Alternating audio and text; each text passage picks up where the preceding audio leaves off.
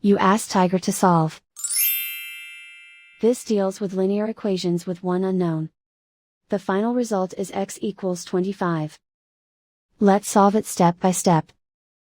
Move the negative sign from the denominator to the numerator. Swap sides. Isolate the x. Multiply both sides by 5. Group like terms. Multiply the coefficients. Simplify the arithmetic.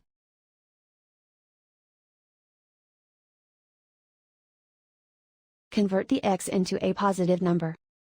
Multiply both sides by -1. Remove the ones. Simplify the arithmetic. And so the final result is x equals 25.